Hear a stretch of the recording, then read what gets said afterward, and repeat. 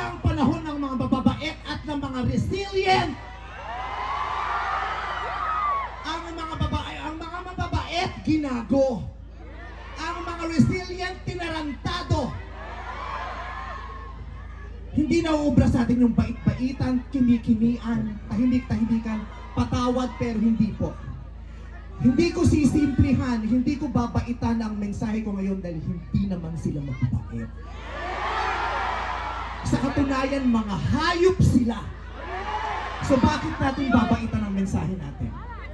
Hindi natin kakalmahan ang mga salita at kilos natin dahil deserve nila ang galit, ang pikon, at puot ng mga nanakawang Pilipino. Hindi tayo pwedeng kumalma. Hindi pwedeng iiyak lang.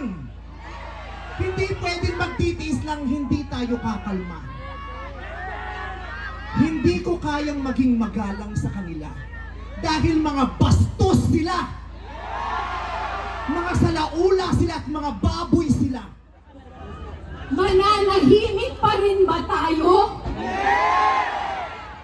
Manonood na lang ba tayo? Magpapatuloy pa rin ba tayo sa buhay natin na parang wala lang nangyari?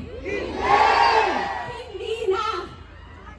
Dahil noong tayo'y nananahimik at nagbibisibisihan at walang pakialam, may mga pwersang nagnanakaw ng bilyong-bilyon, trillions, na dapat sana ay para sa bayan.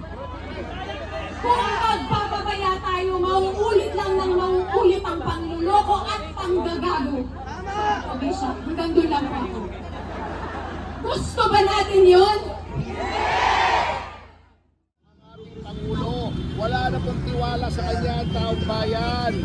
Naglolokohan na lang po, dribble na lang. Puro band-aid solution. So dapat po may pagbabago na po. Baguhin na po natin ang sistema. Ayan po, hindi ko papangunahan ng taong bayan kung anong gusto nila. Pero para sa amin, kung saan po papunta ang taong bayan, naroon po tayo. Sapagat yun po, ang kapangyarihan ay nasa kamay talaga ng mga taong bayan. Wala po sa Malacanang, wala sa Kongreso, wala kung saan pa man, kundi nasa kamay ng taong bayan. Attorney, naniniwala po ba kayo sa investigasyon na ginagawa ng Senado at ng Kongreso? Wala po mangyayari dyan. Nung maayos na investigasyon sa ilalim ni Marcoleta, pinalitan nila ang Blue Ribbon. Yang si Terry Ridon, puro BS ang pinagsasabi niyan. Pinipilit na itiin yung hindi dapat itiin. Yung mga tinuturo, ayaw yung pansinin. Anong klaseng investigasyon yan? Hindi investigasyon yan. Moro-moro yan. Drama yan. Teleserye